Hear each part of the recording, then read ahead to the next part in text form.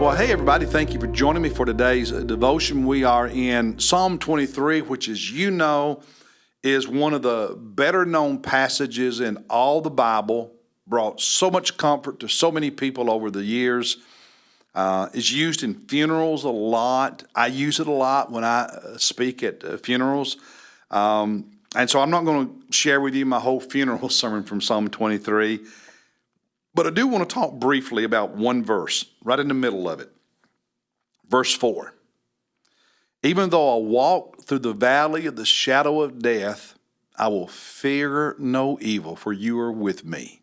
Your rod and your staff, they comfort me. I love that. Because all of us experience death. Not just that we all will die, and we will, but we all see people we love die. It's just a fact of life. So we're all going to walk through that valley. But when it comes time for me to die and for you to die, the thing that he tells us here is that we are safe. In other words, if you love Jesus, if you are a disciple, a follower of Jesus, you've been genuinely saved. And somebody, by the way, somebody who's genuinely saved is living as a disciple for Jesus.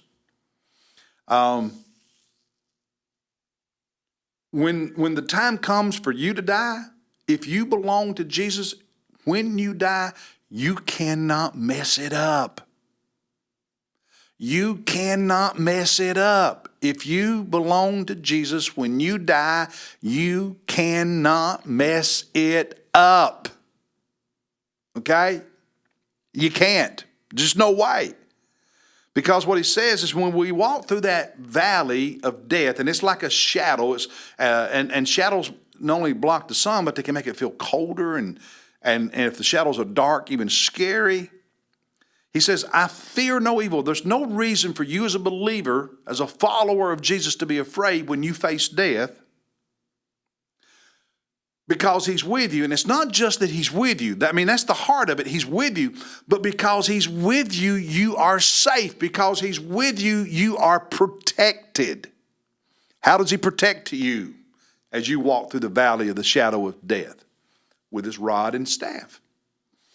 The staff, you've seen it in movies or maybe, children's Bible story books and cartoons.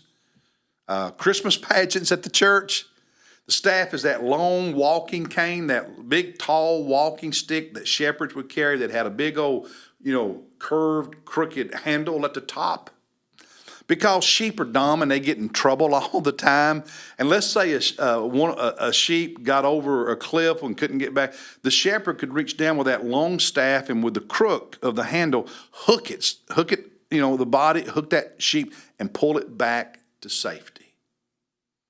And Psalm 23 is saying, as you make your way through the valley of the shadow of death on your way to heaven, listen, you can't even mess it up yourself. You can't get off the path to heaven and miss it, because if you do, Jesus is with you and he's got that shepherd's hook and he's going to pull you right back on the path. You're going to get there okay. You're going to get to heaven okay. He also protects us because Jesus, he has his rod. Think of it like a blackjack, billy club. When I was in Africa back in the 90s and spent a week working with the Maasai tribe, they gave me, it's called an arungun. It's a short club about that long, hard wood with a big old knot on the end of it, and man, that thing is hard as concrete. And the Maasai warrior would use that as a weapon, whether it was in battle or to protect his family or his cattle from lions.